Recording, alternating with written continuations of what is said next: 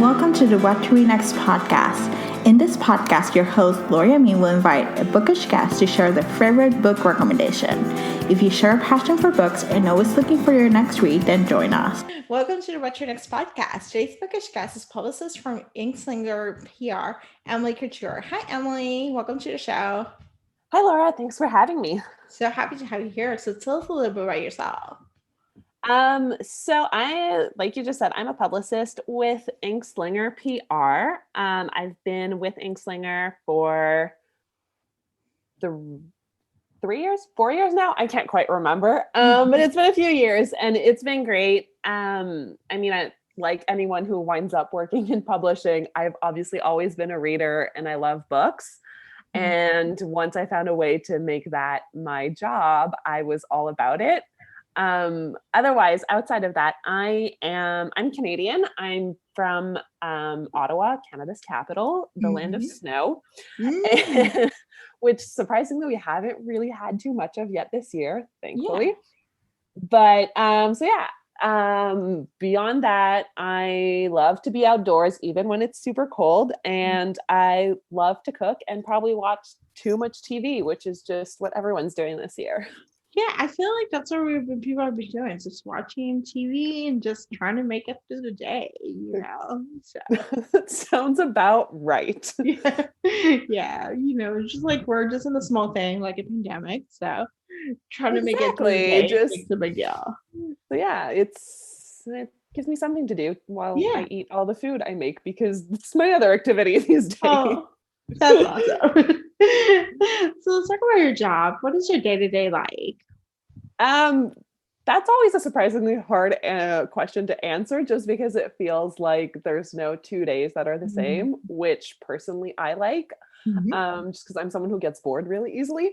But it kind of depends on what is going on. So for example, today I have an author with a release tomorrow. So today has been very much focused on that, making sure that everything is in place for that book release tomorrow, doing any kind of last minute graphics we might need for that, setting up a newsletter, making sure we have all the social media posts ready to go, taking care of like social media advertising, that kind of thing. So it keeps me fairly busy. But otherwise on the day-to-day, it's just kind of a mix of taking care of things that happen in the moment. One thing when you're a publicist, regardless of the industry, you become very, very good at putting out fires very quickly. And so there's some of that, but then a lot of the time too, it's just kind of planning ahead. Which is just kind of how publishing works, is as much as today, like I was saying, I was focused on a release that's happening tomorrow. At the same time, I'm also thinking ahead to some of the books that are coming out next winter, next spring, just because there are some things that we have to start doing right now. So yeah, it's a lot of planning and reacting would be the best way to describe it. I think that's a lot that has to be said. It's just like you plan ahead and also preparing for the different fires that come up, like whether it's like release or something new or some changes in Facebook, Facebook is the bane of my existence. Not going to lie. Yeah. I've gotten into many arguments with their advertising tech support. Yeah, oh my gosh. So let's talk about when it comes to working with bookstagrammers and book reviewers, what tips they should know that you share with? For me at least, and I'm sure I'm speaking for my colleagues as well at Ink Slinger, at least, there's not necessarily any one thing that I personally look for, other than like my biggest tip would be consistency. I actually came to publishing as a blogger myself many years ago, and that was always kind of the one thing that publishers and publicists would always like repeat to us, is at the end of the day, you can have the world's biggest following, but if you're not posting consistently, it doesn't really matter. And I feel like that's become even more true today with the way that algorithms are working and only showing you content that people have interacted with or that people are posting consistently. So yeah, consistency would be my biggest thing. But otherwise, I would say just kind of pay attention to the authors we're working with. And if you see someone or that like an author that you love that will be working on their release, or just a book that we're talking about that sounds very interesting to you, reach out to us. We always love hearing about your excitement for the books that we're working on, because we're obviously excited about them, and it makes us that much more excited to hear about it. And this is becoming a study in how many times I can say the word excitement or excited in a sentence. But yeah, no, never be afraid to reach out to us. I mean, the worst thing that'll happen is we'll say no, but at the end of the day, we're always happy to have people pitching in on releases and helping us promote the authors, because word of mouth really is just as important as all the traditional advertising in the world, because that's how people find out about their new favorite book. So yeah, never be afraid to reach out to us. And we're always happy to hear from you. I love this. So let's talk about romance recommendations. Let's talk about backlists first. Which one titles or authors or books should we check out, from? Okay. Yeah. So I have a few, depending on what kind of thing you're looking for. Okay. So the first one is the LA Rockstar series by El Greco. So as the series name suggests, it's a rockstar romance series. And right now there are 3 books out: Heartbreak Beat, Love Song, and Songbird. And these first 3 books in the series, they follow the Benson sisters. They have a band together called Satan's Sisters. And basically, when we meet these sisters in the first book, which follows Nikki, who is the drummer, they're about to go on tour with their stepbrother's band, because Nikki was asked to fill in as their drummer, and her condition for going was that they let hers and her sister's band be their opening act. And then, well, on the road, shenanigans happen and romance happens, and well, it's a rock tour. What can you expect, right?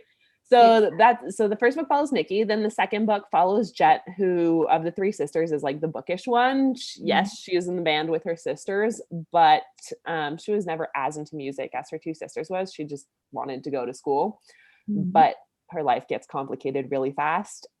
She gets kicked out of her house. Her tuition doesn't get paid. And then all of a sudden she needs a place to stay and money to stay in school. And then the most recent book, Songbird, which actually just came out at the beginning of November, is Presley's story. And she's leaving LA behind and going to New York. But as these things have a way of doing, she keeps getting dragged right back into the music world. So yeah, so that's that series. And then in terms of more standalone, but still kind of in the contemporary romance, new adult Spears Unwritten by Alex Rosa, which was a really fun story, because I know Alex used a lot of her own writer's block stories to kind of tell this story, since Haley, the main character herself, is a writer who is struggling to write her second book, and her publisher is pushing her for it.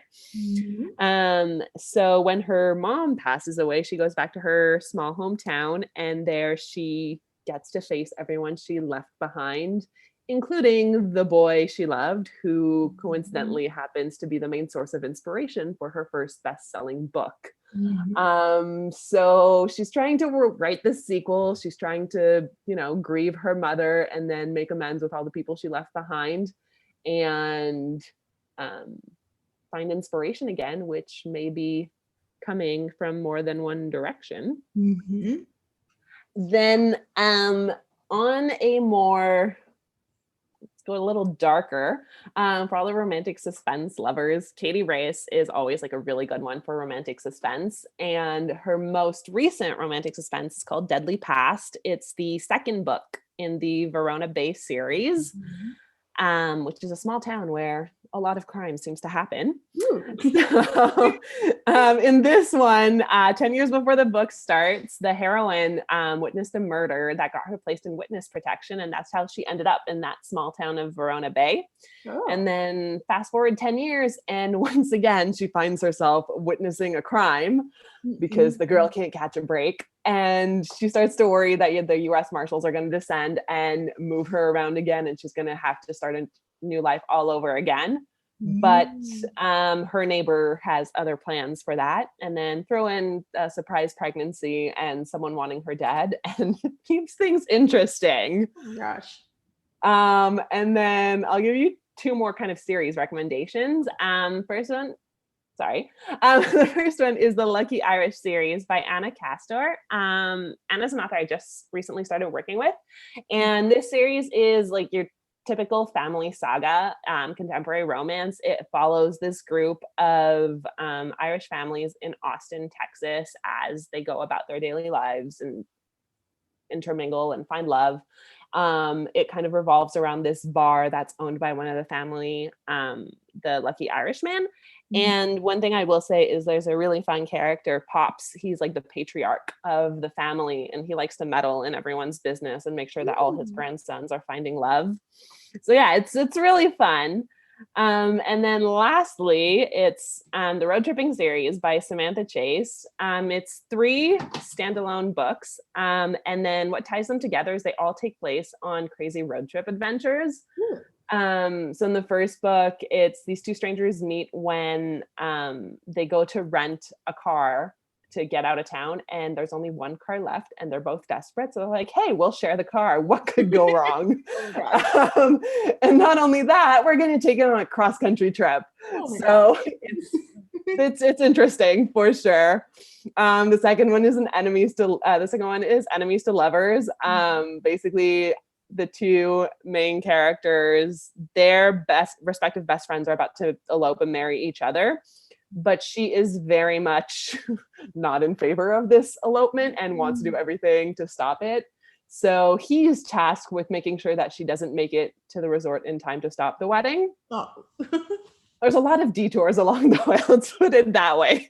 And then the last one is a good old-fashioned fake relationship. She wanted to stop getting questions from her grandmother about her love life. So she's like, yeah, Grandma, I have a boyfriend. He's fantastic. And of course, her grandmother was like, well, great. Why don't you bring him to my birthday party? Oh, no. Exactly. So, of course, she asks her friend and hot bartender who she's been crushing on for the longest time to step in and be her fake boyfriend. And he readily agrees. But of course, it doesn't stay fake for very long. Yeah. So yeah, no, those are all books from the past year that I would definitely recommend checking out. They're all really great reads. You had me at the fake relationship, and I agree with Unwritten. It was so fabulous. So yeah, you talked to Alex, right? I did. It was so good. Like, I was like, I don't know. I love those small town writers. You know how meta it is to be a writer and write about writing. Yeah, that was one of the things that I really liked about this story was like how much she was able to pull from her own experiences about writer's block in order to write this story. Yep, so good. So let's talk about new releases. So anticipate new releases. Which title should we be in the lookout for? Okay. Trying to think if I should divide this up by like when they're coming out or by genre. Let's go. Yeah. Okay. So let's just go sort of in order. So the first one is The Call of Fire by Sloane Calder. It's actually coming out really soon on December 15th. This one's actually a debut. It's paranormal romance with the paranormal element is elemental magic. There's actually 2 prequel novellas that are available. One's called The Mistake and one's called The Birthday. And each one follows, like The Mistake follows the hero and The Birthday follows the heroine sort of before the events of the first book to kind of introduce where they're coming from and everything like that. So in Alaron's case, the hero, he ends up being the witness to a murder that's going to haunt him and lead him on this path of revenge. And for Elspeth, on the day that she was supposed to find out which element would be the one she'd be wielding, she discovers that she actually doesn't have an elemental power at all, which is a big deal considering she comes from a really strong bloodline. So then, as these things go in The Call of Fire, the 2 of them are brought together. Alaron is tasked with protecting Elspeth. And then that's when things kind of heat up between them. Neither one of them had really thought that they would have a romantic future. In her case, because her lack of power means she doesn't exactly have great prospects. And then for him, he's just so focused on getting revenge for his father's murder that like everything else just falls to the wayside. But of course, the more time they spend together, they start to rethink everything. But it's complicated. Them being together is forbidden. Then there's also a looming civil war in the world of Natras. So romance kind of gets lost in the shuffle, but of course they get their happily ever after because it's romance and it needs to happen. And we need those happily ever afters these days. Next is The Way the Story Goes by Samantha Chase, and that one's coming out in January. It's contemporary romance. It's part of the Magnolia Sound series, which is a small town romance series set in this little coastal town on the eastern seaboard. This is another one with an author as a writer who's struggling with writer's block. Clearly it's a good theme for writers. But so Mia is a thriller author, and as I just said, she's dealing with a case of writer's block. So she escapes to Magnolia Sound at the recommendation of one of her friends who's from there, hoping that being all alone in a beach house will be exactly what she needs to start writing again. And it works until there's a noisy neighbor who starts doing remodel work on the house next door, and it proves to be a major distraction, not just because he's making a lot of noise at all times of day, but because he's a fairly attractive guy. But her annoyance kind of comes through in her writing, and all of a sudden the murder victims and the thriller she's writing start to look a lot like him. Yes. But obviously this is a romance. So they start spending more time together, and eventually he becomes less fictional murder victim and more real life love interest. Yeah. Another paranormal is Ancient Enforcer by Katie Reyes, also coming out in January. January is going to be a really busy month for book releases, but that's really awesome. So this one's the third book in the Ancients Rising series. The first two are out now. It's Ancient Protector and Ancient Enemy. This is primarily shifter romance, but there's witches, there's dragons, there's humans, there's wolves, all kinds. The series takes place in New Orleans after a group of kind of like rogue dragons staged an attack on the entire world. And shifters have basically taken over the city and are working on rebuilding it while keeping everyone living there safe, whether they're supernatural or human.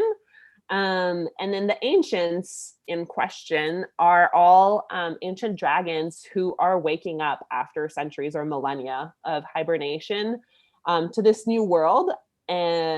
But they're also still holding those grudges from the past. So they get involved, obviously, with everything. And as dragons, they're just fiercely protective, and they'll do whatever is in their power to protect those they care about. And of course, that means the women they'll meet along the way because they'll want to claim them as their own because romance. Yeah. And then still in January, since there's a whole lot, there's Lethal Protector by Kaylee Cross. This is a romantic suspense, the third book in the Rifle Creek series. So this story follows Tala and Braxton, who've known each other for years, and they've both had feelings for the other, but neither one of them has ever really acted on it because they thought the other one wouldn't be interested, because the way those things go. While they're training for a biathlon, they end up getting trapped by a blizzard on a mountain. And if that wasn't enough, there's also a wanted killer on their trail. So while they're fighting to survive both the elements and the killer on the loose, buried feelings come to the surface, and they're finally able to explore their love for each other. This looks so good. Yeah. Going for a little lighter, there's Song for a Cowboy by Sasha Summers. This is a contemporary romance, the second book in the Kings of Country series. As the name would suggest, it kind of takes place in the world of country music. This one's a second chance romance. Emilie, the heroine, is the lead singer in a famous country band with her family, and through that, her family's connection, she begins to work with the American Football League's anti-drug charity, and that puts her on a crash course with Brock Watson, who's not only a football player, he's also the man who broke her heart and loved. So obviously they start spending more time together, and as much as she tries to keep her distance, she starts to forget all the reasons why she really shouldn't give him another chance. But of course, eventually he wins her over and she decides to give him that second chance. Oh, this is so exciting. I love this. Yeah. Next is Adam by Anna Castor, and that one's coming out in February. This is the first in a new series that's spun off from her Lucky Irish series. Instead of being in Austin, we're going to Colorado. So one of the heroine, Caitlin, is actually the sister of some of the characters in the original Lucky Irish series. But after a traumatic event, she kind of wants to escape and find her purpose in life again. So she goes to Winter Peaks, Colorado, and that's where she's taken in by a different branch of the Mills family of Austin fame. And of course, one of the brothers takes her under his wing and they begin to spend more time together. And as more time gets spent together, feelings kind of develop. And of course, Pops, the patriarch of the family, has his hands in this as well, because the man just can't stop meddling. So that's coming out in February. And then two other kind of titles and series that we don't have release dates just yet, other than they're coming out in winter and early spring next year. The first is Two Pretty Lies by K.L. Clare. This one's kind of a dark romance. It's the third book in All the Lies series, but it's total standalone. Where the first couple of books in the series were taking place in England, this one moves things over to New York City. And that's where Thomas, the hero, meets Catherine, who's a young math prodigy whose family is really involved in American politics. They obviously become involved, start developing feelings, but like the title suggests, they're both keeping secrets from each other, and those secrets have the power to potentially tear them apart. So like I said, this one's kind of a dark romance, but there's also an added element of forbidden romance, and that's all I'm going to say about that. Yeah. And then lastly is the Meet Me at the Altar series by Samantha Chase, which the first book's going to be coming out in March, I believe, with the others to follow later in the year. And it's a 3-book series that follows a group of 3 best friends who own a wedding planning and bakery business called Meet Me at the Altar. And yeah, so it's going to be a lot of fun. The first book is called The Engagement Embargo.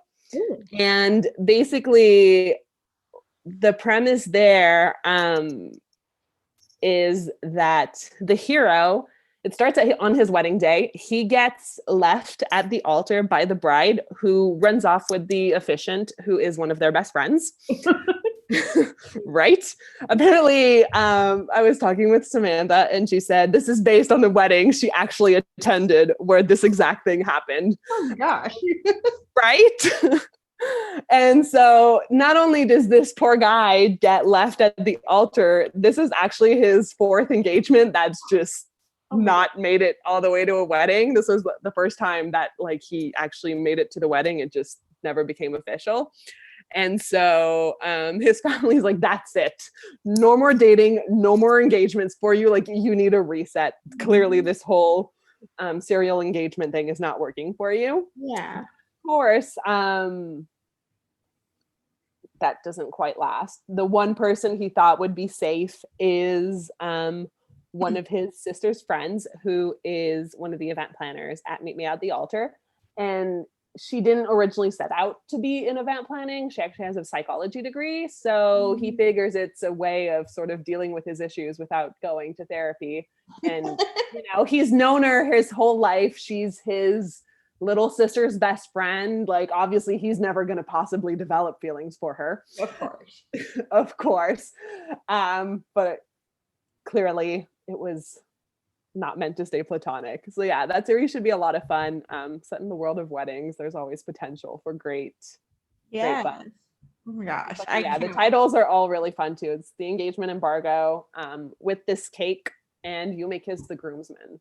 Ooh, so, I love this. Oh my gosh. So yeah, so those are some of the books that we have coming out. I mean, the nature of indie publishing is that we may have more coming out that we just don't know about yet, because sometimes we make last minute decisions. Mm-hmm. So yeah, but these ones are all coming up soon and we're all really excited about them.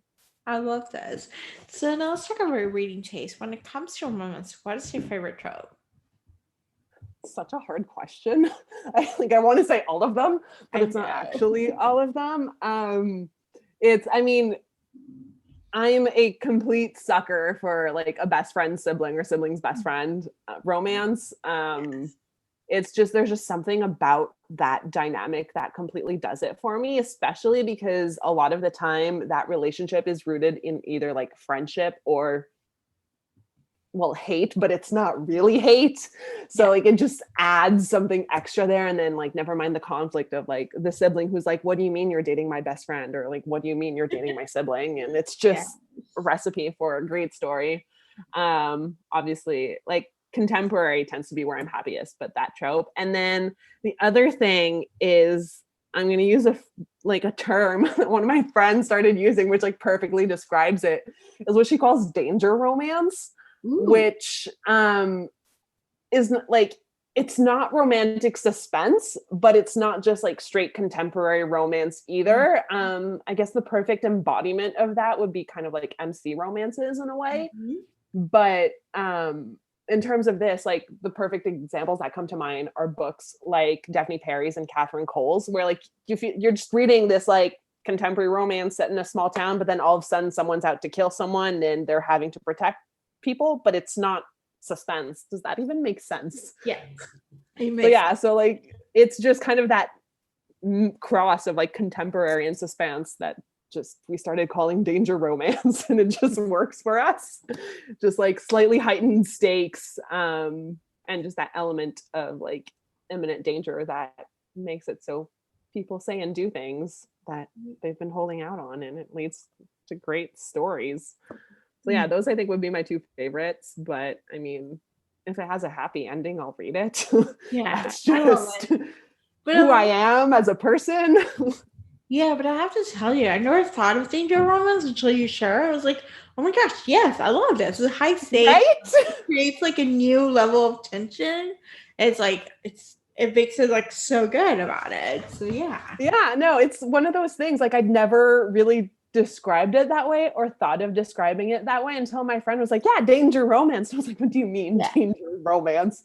And she was like, well, yeah, this is exactly what this is. You think you're reading a contemporary romance, and then all of a sudden there's a killer. Yeah, the stakes are higher. Yeah. So it just, and it, for whatever reason, they're often set in like little small towns or out in the mountains, and it just adds to that. And I love them. Tell me to find you online. Where to find me online? I hang out on Twitter and Instagram the most. I mean, I'm obviously also on Facebook, but I tend to be other people on Facebook because I'll manage people's pages. Yeah. But yeah, so on Instagram, I'm at Couture Emilie, all one word. If you want to see my latest baking and crafty projects, that's the best place to find me. And then on Twitter, I'll just randomly share thoughts that pop into my head, which may not always be for the best. And on there I am, oh man, I have to look up my own Twitter handle. It's at _ Emilie Couture. Awesome. And then of course, I'm always happy to hear from people on email as well. It's just ecouture@inkslingerpr.com. Awesome. Thank you, Emilie, for being on the show. No problem. It was my pleasure. It was great talking about books with someone who actually wants to hear about books. If you enjoyed this podcast, feel free to share with friends, subscribe, rate, and review the show. This is the easiest way to support this podcast. Once you connect with fellow romance readers and make new friends, get weekly book recommendations, attend monthly meetups, then join our Patreon community. You can join at watchmenextblog.com/Patreon. Romance lovers, check out Queen Bee Reads Etsy shop for cute and comfortable bookish apparel. The shop also features social justice apparel and fun items from some of your favorite TV shows like The Schitt's Creek and The Office. Use code WhatToRead10 to save. Visit whattoreadnextblog.com/queenbeereads. What to Read Next podcast is part of the Frolic Podcast Network. Discover new podcasts to love on frolic.media/podcast. Thank you so much for listening and have a great day.